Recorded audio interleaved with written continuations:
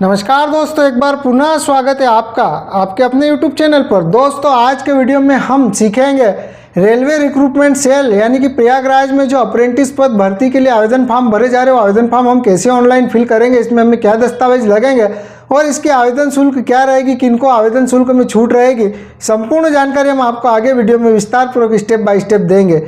तो दोस्तों वीडियो शुरू करने से पहले यदि आप हमारे चैनल पर नए तो हमारे चैनल को सब्सक्राइब करें, बेल आइकन को जरूर दबाएं जिससे हमारे आने वाले वीडियो के नोटिफिकेशन आपको समय समय पर मिलते रहे। चलिए दोस्तों वीडियो शुरू करते हैं। तो दोस्तों railway recruitment cell north central railway Prayagraj में जो अप्रेंटिस पद भर्ती के लिए आवेदन फॉर्म फिल करना है, उसके लिए दोस्तों हमें एग्जाम ERP.com ये वाले पोर्टल पर आना है। ये वाले पोर्टल की लिंक हम आपको वीडियो के डिस्क्रिप्शन में दे देंगे, जहां से आप डायरेक्ट आकर नॉर्थ सेंट्रल रेलवे प्रयागराज में जो अप्रेंटिस पद भर्ती के लिए आवेदन है वो आसानी से कर सके। ये वाले पोर्टल पर आने के बाद में दोस्तों यहाँ पर RRC नोटिफिकेशन पर जैसे आप क्लिक करोगे तो इसका जो नोटिफिकेशन है वो खुलकर सामने आपको कुछ इस तरीके से शो होगा। तो इसके जो आवेदन फॉर्म है 15/11/2023 से चालू हो गए और इसकी अंतिम दिनांक 14 दिसंबर 2023 रहेगी। साथ ही दोस्तों इसके जो महत्वपूर्ण दिशा निर्देश है वो भी यहाँ पर दी गई है, इसकी आयु सीमा भी यहाँ पर दी गई है, योग्यता वगैरह सारी जानकारी यहाँ पर आपको शो होगी। और दोस्तों आप ये जानकारी अच्छे से पढ़ लें, अच्छे से पढ़ने के बाद में ही आपको आवेदन फॉर्म फिल करना है। तो दोस्तों ये रूल बुक जब आप अच्छे से पढ़ लोगे, अच्छे से इसकी जानकारी वेरीफाई कर लोगे, जो भी जानकारी पूछी जा रही है वो जानकारी अच्छे से पढ़ लोगे, उसके बाद में आवेदन फॉर्म फिल करने के लिए हमें पुनः ये वाले पेज पर आना है। ये वाले होम पेज पर आने के बाद में सिंपल से नवीन आवेदन हेतु रजिस्ट्रेशन के लिए यहाँ क्लिक करें। ये जो ऑप्शन दिख रहा है इस पर आपको क्लिक करना है। जैसे इस पर आप क्लिक करोगे तो यहाँ पर दोस्तों यहाँ पर आपको लॉगिन का बोला जाएगा। तो यहाँ पर आप पंजीयन संख्या, रजिस्ट्रेशन नंबर और पासवर्ड देकर इसको लॉगिन कर सकते हैं। और आप पहली बार कर रहे तो click here for new user पर आपको क्लिक करना है। जैसे इस पर आप क्लिक करोगे उसके बाद में कुछ इंपॉर्टेंट यहाँ पर आपको इंस्ट्रक्शन दिए गए, ये पढ़ ले। उसके बाद में आई एग्री पर क्लिक करना है, प्रोसेस पर आपको सिंपल से क्लिक करना है। उसके बाद में यहाँ पर नई लॉगिन बनाने के लिए दोस्तों छात्र का नाम जो कि आपकी कक्षा 10वीं की मार्कशीट में है उसके अनुसार छात्र का पूरा नाम, पिता का नाम, आधार नंबर, मोबाइल नंबर देना है, ईमेल आईडी देनी है और क्रिएट लॉगिन पर आपको सिंपल से क्लिक करना है। जैसे आप जानकारी डालकर क्रिएट लॉगिन पर क्लिक करोगे तो दोस्तों आपने जो मोबाइल नंबर दिया है उस पर एक आपको OTP प्राप्त होगी। वो OTP यहाँ पर आपको देनी है। तो जो भी OTP आपके मोबाइल पर आए वो OTP दे और सबमिट पर क्लिक करें। यदि आपके पास OTP नहीं आते तो रीसेंट वेरिफिकेशन कोड पर आपको क्लिक कर पुनः वेरिफिकेशन कोड मंगवा लेना है। जो भी आए वो डालना है और सिंपल से सबमिट पर आपको क्लिक करना है। जैसे आप सबमिट पर क्लिक करोगे तो दोस्तों कुछ इस तरीके से आपको पुनः मैसेज शो होगा, आपकी लॉगिन विवरण आपके मोबाइल पर भेज दिया गया है। लॉगिन करने के लिए यहाँ क्लिक करें तो जो आपका मोबाइल नंबर आपने दिया था जिससे आपका वेरिफिकेशन कोड वेरीफाई हुआ था वही मोबाइल नंबर पर आपको यूज़र आईडी और पासवर्ड भेज दिया जाएगा। और साथ ही दोस्तों यहाँ पर भी आपको यूज़र आईडी और पासवर्ड दिखाएगा। तो ये यूज़र आईडी पासवर्ड आप नोट कर ले, किसी कागज़ पर नोट कर ले। उसके बाद में आपको लॉगिन करने के लिए यहाँ क्लिक करें, जो ऑप्शन दिख रहा है इस पर आपको सिंपल से क्लिक करना है। जैसे आप इस पर क्लिक करोगे तो जो भी रजिस्ट्रेशन नंबर आपको प्राप्त हुआ है या वहाँ पे जो शो हो रहा था, जो आपने नोट किया है या मोबाइल पर आपके SMS के माध्यम से प्राप्त हुआ था, वही रजिस्ट्रेशन नंबर पासवर्ड देकर आपको लॉगिन कर लेना। जैसे आप जानकारी डालकर लॉगिन कर लोगे तो यहाँ पर आपको कुछ इस तरीके से पुनः डैशबोर्ड दिखेगा, योर एप्लीकेशन इज इनकम्प्लीट। तो यहाँ पर सबसे पहले रजिस्ट्रेशन का ऑप्शन दिख रहा है, पंजीकरण भुगतान रसीद प्राप्त करें और एप्लीकेशन फॉर्म प्रिंट करें, 3 ऑप्शन दिख रहा है। और साथ ही यहाँ पर एप्लीकेशन इनकम्प्लीट दिखा रहा है। तो सबसे पहले हमें रजिस्ट्रेशन वाले ऑप्शन पर क्लिक करना है। जैसे हम रजिस्ट्रेशन वाले ऑप्शन पर क्लिक करेंगे तो दोस्तों यहाँ पर हमें basic information, applicant academic technical detail, photo and document, payment और प्रिंट एप्लीकेशन, ये 5 स्टेप में आवेदन फॉर्म फिल करना है।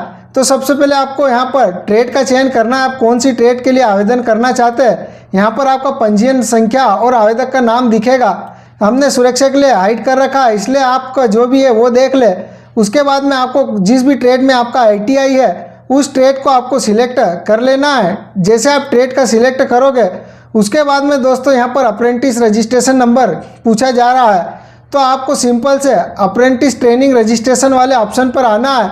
यहाँ पर लॉगिन रजिस्टर्ड वाले ऑप्शन पर क्लिक कर कैंडिडेट को सिलेक्ट करना है और यहाँ पर login as candidate email ID से आप इसका लॉगिन बना ले या फिर रजिस्टर्ड एंड एज कैंडिडेट पर क्लिक करना है। यदि आपके पास ITI है तो ITI को सिलेक्ट करें, ITI का रोल नंबर देके फाइंड डिटेल पर क्लिक कर आप ये रजिस्ट्रेशन पहले कर ले, और नहीं है तो आप अपना रजिस्ट्रेशन बना ले। जैसे आप रजिस्ट्रेशन कंप्लीट कर लोगे उसके बाद में जो भी रजिस्ट्रेशन नंबर वो वाले पोर्टल से आपको प्राप्त होगा तो वो वाला रजिस्ट्रेशन नंबर यहाँ पर आपको दे देना है। रजिस्ट्रेशन नंबर देने के बाद में स्क्रॉल कर हमें नीचे आना है। उसके बाद में दोस्तों जिस भी ट्रेड का आप चयन करोगे उसके अनुसार यहाँ पर आपका डिवीज़न खुलकर आएगा। तो यहाँ पर आप प्रेफरेंस का चयन कर ले, प्रेफरेंस कोड जो भी है यहाँ पर आपको एक देना है। यदि एक से अधिक खुलकर आए तो 1 2 3 4 जो भी आपको प्रेफरेंस रखनी है वो प्रेफरेंस का चयन कर ले। जैसे हमने ट्रेड चेंज किए तो कुछ इस तरीके से हमारा जो प्रेफरेंस अलग खुलकर आ गया है। और यदि आपके पास जो भी ITI है उसके अनुसार आप फॉर्म फिल करोगे उसके अनुसार जो भी प्रेफरेंस आएगी वो प्रेफरेंस यहाँ पर आपको सिलेक्ट करना है। तो आप ये देख ले आपको सबसे पहले कौन सा डिवीज़न रखना है, उसके अनुसार यहाँ पर आप डिवीज़न का जो है चयन कर सकते हैं कुछ इस तरीके से। तो ये जो भी डिवीज़न है इसका जो भी प्रेफरेंस है आपको आपके अनुसार जमा लेना है। ये हम आपको डेमो जानकारी दिखा रहे हैं, इसलिए दोस्तों आप ये जानकारी फिल करें और उसके बाद में सिंपल से आपको save to and next to step पर क्लिक करना है। जैसे इस पर आप क्लिक करोगे उसके बाद में दोस्तों यहाँ पर बेसिक इन्फॉर्मेशन डिटेल खुलकर आएगी जिसमें रजिस्ट्रेशन संख्या, छात्र का नाम, पिता का नाम ऑटोमेटिक ले लेगा जो रजिस्ट्रेशन के समय दिया था। उसके बाद में हमें माता का नाम देना है, पैन कार्ड नंबर देना है, आधार नंबर देना है। यदि आपके पास आधार नंबर नहीं है, आधार इनरोलमेंट नंबर है तो ये दे, अन्यथा ये छोड़ भी सकते हैं। पैन कार्ड नंबर आपको देना है और आधार नंबर है तो आधार नंबर भी देना है। और साथ में जिस आवेदक के पास आधार नंबर नहीं वह आधार नंबर पर्ची पर मुद्रित 28 अंकों का आधार नामांकन ID दर्ज कर सकता है। तो जो भी है वो सिलेक्ट कर ले। उसके बाद में जेंडर का चयन करना है। उसके बाद में यहाँ पर आपकी जन्म तिथि जो है कैलेंडर पर क्लिक करना है, जो भी जन्म तिथि वो जन्म तिथि यहाँ पर सिलेक्ट कर ले। उसके बाद में स्क्रॉल कर नीचे आना है। उसके बाद में दोस्तों आपको धर्म का चयन कर लेना है, आप कौन से धर्म से बिलोंग करते हैं। उसके बाद में धर्म इसमें नहीं है तो जो धर्म है वो यहाँ धर्म आप टाइप कर सकते हैं। उसके बाद में यदि आप अल्पसंख्यक है तो यस को सिलेक्ट करना है, यानी कि आप अल्पसंख्यक कैटेगरी अदर जनरल वाले में आते हैं तो अल्पसंख्यक है तो वो सिलेक्ट करें, अन्यथा नो ऑटोमेटिक लेगा। उसके बाद में आपकी कैटेगरी का चयन कर लेना है। तो दोस्तों यहाँ पर ST SC कैटेगरी में यदि आप आवेदन करोगे तो आप में को किसी तरह की कोई शुल्क नहीं रहेगी। और यदि आप OBC अनारक्षित में इसमें आवेदन करोगे तो इसका जो भी शुल्क है वो शुल्क आपको भुगतान करना रहेगा। तो जो भी आपकी कैटेगरी वो कैटेगरी का चयन कर लेना है। उसके बाद में विशेष पिछड़ी जाति यदि है तो यस को सिलेक्ट करें, अन्यथा नो को सिलेक्ट करें। उसके बाद में यदि विकलांग है तो यस को सिलेक्ट करें, उसकी जानकारी दे, अन्यथा नो को सिलेक्ट करना है। उसके बाद में दोस्तों स्क्रॉल कर हमें नीचे आना है। उसके बाद में राष्ट्रीयता इंडियन को सिलेक्ट रखना है। यदि आप EWS कैंडिडेट तो यस को सिलेक्ट करें, उसकी जानकारी दें, अन्यथा नो को सिलेक्ट करें। यदि आप भूतपूर्व सैनिक है तो यस को सिलेक्ट करें, अन्यथा नो को सिलेक्ट करें। और फीस में छूट लेना चाहते हैं तो यस को सिलेक्ट करें, अन्यथा नो को सिलेक्ट करें। यदि आप फीस में छूट लेना चाहते हैं तो जो भी आपकी कैटेगरी इन कैटेगरी वालों को जो भी है इसका शुल्क मुक्त रहेगा। उसके बाद में आयु सीमा में यदि छूट लेना चाहते हैं तो यस को सिलेक्ट करें, अन्यथा नो को सिलेक्ट करें। उसके बाद में दोस्तों यहाँ पर स्वतंत्र सेनानी है तो यस को सिलेक्ट करें, अन्यथा नो को सिलेक्ट करें। उसके बाद में जो भी आपका पता है पता देना है। उसके बाद में जो भी राज्य है वो राज्य का चयन करना है। उसके बाद में जिले का चयन करना है। उसके बाद में जो भी आपका पिन कोड है वो पिन कोड दे। और उसके बाद में दोस्तों यहाँ पर आपका जो भी पता है वो पता यहाँ पर आपको परमानेंट स्थायी पता टाइप कर लेना है। जैसे आप पता टाइप कर लोगे उसके बाद में स्क्रॉल कर नीचे आना है। उसके बाद में दोस्तों यदि आपका पत्राचार का पता और स्थायी पता सेम है तो सेम है एज अबाव, यदि पता एक समान है तो इस पर क्लिक करना है तो आपका पता एक समान हो जाएगा। और यदि पता आपका अलग है परमानेंट और पत्राचार का पता अलग अलग है तो ये चेक बॉक्स को आपको हटाना और जो भी आपका पता है वो सिलेक्ट कर लेना है। और यदि सेम पता है तो यहाँ पर आपको कुछ नहीं करना है, चेक बॉक्स पे क्लिक कर देना। उसके बाद में यहाँ पर आपको मोबाइल नंबर जो रजिस्ट्रेशन के समय डाला था वो मोबाइल नंबर और ईमेल ID ऑटोमेटिक यहाँ पर ले लेगा। उसके बाद में घोषणा पत्र पर क्लिक करना है। Save and next step second पर आपको सिंपल से क्लिक करना है। जैसे आप इस पर क्लिक करोगे उसके बाद में दोस्तों यहाँ पर आपको आपकी क्वालिफिकेशन डिटेल फिल करनी है और ITI की डिटेल फिल करनी है। तो सबसे पहले आपको कक्षा 8वीं की जानकारी देनी है। उसके बाद में 10वीं की जानकारी और कक्षा 12वीं की। यदि आपके पास 8वीं की जानकारी नहीं है तो इसको छोड़ सकते हैं। और यदि मार्कशीट है तो आप ये 8वीं की जानकारी दें जिसमें पासिंग ईयर, बोर्ड, यूनिवर्सिटी का चयन कर लेना है। उसके बाद में यहाँ पर आपको स्ट्रीम जनरल आएगी। उसके बाद में यहाँ पर सब्जेक्ट मार्क, मैक्सिमम मार्क, जो भी परसेंटेज वो देना है, डिवीज़न का चयन कर लेना है। तो दोस्तों ये आपकी मार्कशीट के अनुसार आपको कक्षा 10वीं और 8वीं 10वीं और 12वीं की सारी जानकारी आपको फिल कर लेना है।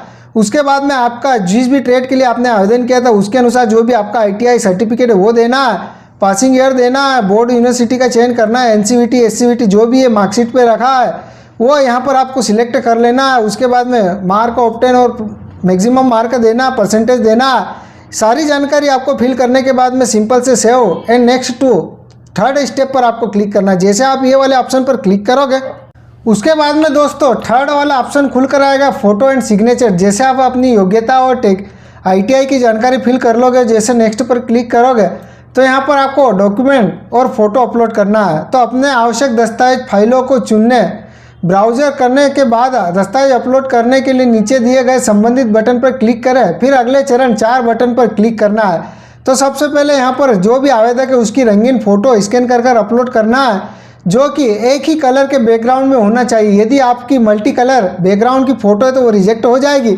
साथ ही दोस्तों आप यदि टोपी पहनते तो बिना टोपी और बिना चश्मे के ही फ़ोटो यहाँ पर स्कैन कर अपलोड करना है। उसके बाद में सिग्नेचर स्कैन कर अपलोड करना है। तो यहाँ पर सिग्नेचर 5 से 50 KB के बीच में अपलोड करना है, फ़ोटो 15 से 100 KB के बीच में अपलोड करना है। उसके बाद में कक्षा 8वीं की अंक सूची स्कैन करना है, यदि है तो वो अपलोड करें, अन्यथा छोड़ दे। उसके बाद में कक्षा 10वीं की मार्कशीट यहाँ पर आपको 50 से 100 KB में JPG फाइल स्कैन कर अपलोड करनी रहेगी। उसके बाद में जाति प्रमाण पत्र, यदि आप ST SC OBC कैटेगरी में आते हो और आपका जाति प्रमाण पत्र है तो जाति प्रमाण पत्र स्कैन कर अपलोड करें, अन्यथा इसको छोड़ दे। उसके बाद में ITI की मार्कशीट स्कैन कर अपलोड करना है। उसके बाद में ITI का जो भी सर्टिफिकेट प्रमाण पत्र आपको मिला है वो स्कैन कर अपलोड करें। उसके बाद में यदि आप विकलांग है तो विकलांगता सर्टिफिकेट स्कैन कर अपलोड करें, अन्यथा छोड़ दे। उसके बाद में भूतपूर्व सैनिक प्रमाण पत्र उपलब्ध है तो वो दे, अन्यथा इसको छोड़ सकते हैं। उसके बाद में यदि आप EWS कैंडिडेट है तो आपका जो भी आय प्रमाण पत्र है वो स्कैन कर अपलोड करें। उसके बाद में DOB जन्म प्रमाण पत्र में यहाँ पर लिखा है यदि हाई स्कूल मार्कशीट प्रमाण पत्र में जन्म तिथि अंकित नहीं है तो जन्म तिथि प्रमाण पत्र अपलोड करें। यानी कि आपकी कक्षा 10वीं की मार्कशीट में यदि आपको जन्म तिथि लिखी हुई नहीं है, वहाँ पर शो नहीं हो रही है, तो उस स्थिति में आपको जो है दोस्तों अपना जन्म प्रमाण पत्र स्कैन कर अपलोड करना है। और यदि मार्कशीट में आपकी जन्म तिथि है तो वही आपका जन्म प्रमाण पत्र रहेगा, वो स्कैन कर आप अपलोड कर सकते हैं। तो दोस्तों जो भी आपने आवेदन फिल करते समय जो जानकारी आप पर लागू थी वो जानकारी फिल की थी तो वही दस्तावेज आपको स्कैन कर अपलोड करना है और सिंपल से नेक्स्ट टू 4 स्टेप पर आपको क्लिक करना है। जैसे आप ये वाले ऑप्शन पर क्लिक करोगे उसके बाद में दोस्तों यहाँ पर आपको पेमेंट का जो ऑप्शन है वो खुलकर आएगा। तो यहाँ पर आवेदन की जो भी आवेदक का नाम, रजिस्ट्रेशन नंबर, मोबाइल नंबर, वो सारी जानकारी शो होगी। यहाँ पर आपको आवेदन शुल्क, आपने जो है इसमें आप ST SC कैटेगरी में थे और आपको आवेदन शुल्क में छूट मिली थी तो यहाँ पर आपको आवेदन शुल्क शो नहीं होगी। और यदि आप OBC या जनरल कैटेगरी में आते हैं तो जो भी आवेदन शुल्क यहाँ पर शो होगी वो आवेदन शुल्क का आपको भुगतान करना रहेगा। तो यहाँ पर जो आवेदन शुल्क है वो यहाँ पर शो नहीं हो रही। उसके बाद में स्क्रॉल कर नीचे आना है। उसके बाद में दोस्तों आप जैसे मैं सहमत हूँ पर क्लिक करोगे, स्क्रॉल कर नीचे आओगे तो प्रोसेड का ऑप्शन खुलकर आएगा। यदि यहाँ पर शुल्क शो हो रही है तो आपको पेमेंट प्रोसेड वाली लिंक पर ले जाएगा और वहाँ से आप नेट बैंकिंग, डेबिट कार्ड है, क्रेडिट कार्ड है, UPI जिससे भी इसका पेमेंट भुगतान करना है इसका पेमेंट भुगतान कर ले। पेमेंट भुगतान करने के बाद में आपका जो फाइनल सबमिट होगा और जो रसीद मिलेगी वो आपको संभाल कर रखनी है। और यदि आपका शुल्क भुगतान यानी कि शुल्क शो नहीं हो रही है, आपका निःशुल्क आवेदन दिख रहा है, तो जैसे आप प्रोसेड पर क्लिक करोगे तो दोस्तों कुछ इस तरीके से आपका आवेदन जो है सफलतापूर्वक सबमिट हो जाएगा। उसके बाद में ये एप्लीकेशन फॉर्म है, यहाँ पर आपकी सारी जानकारी है, आप इसको अच्छे से रिमार्क कर ले, अच्छे से वेरीफाई कर ले। उसके बाद में यहाँ पर प्रिंट वाले ऑप्शन पर आपको क्लिक करना है और ये आवेदन फॉर्म की प्रिंट निकाल कर अपने पास सुरक्षित रख लेनी, ताकि जब इसकी एग्जाम होगी तो जो एडमिट कार्ड है वो इसी एप्लीकेशन के माध्यम से आपको प्राप्त होगा। साथ ही दोस्तों आपका जो भी पासवर्ड आपको प्राप्त हुआ है पासवर्ड भी आप सुरक्षित संभाल कर रख ले, क्योंकि इसको लॉगिन करने के बाद में ही आपका जो एडमिट कार्ड है आपको प्राप्त होगा। तो दोस्तों इस तरीके से रेलवे रिक्रूटमेंट सेल में नॉर्थ सेंट्रल रेलवे प्रयागराज में जो अप्रेंटिस पद भर्ती के लिए आवेदन फॉर्म भरे जा रहे हो, आवेदन आपको इस तरीके से फिल करना है। आवेदन फिल करने के बाद में जो रिसिप्ट आपको प्राप्त होगी वो सुरक्षित संभाल कर अपने पास रख लेनी है। तो दोस्तों हमारा वीडियो आपको कैसा लगा हमें कमेंट्स करके जरूर बताना है। हम किसी भी प्रकार की दिक्कत हो तो हमें कमेंट्स करना, हम आपकी सहायता करने की पूरी कोशिश करेंगे। और यदि आप हमारे चैनल पर नए तो हमारे चैनल को अधिक से अधिक सब्सक्राइब करना, शेयर करना, लाइक करना और हमें सपोर्ट करना। तो दोस्तों इस वीडियो में इतना ही, मिलते हैं अगले वीडियो में कुछ नए के साथ। तब तक के लिए जय हिंद, वंदे मातरम।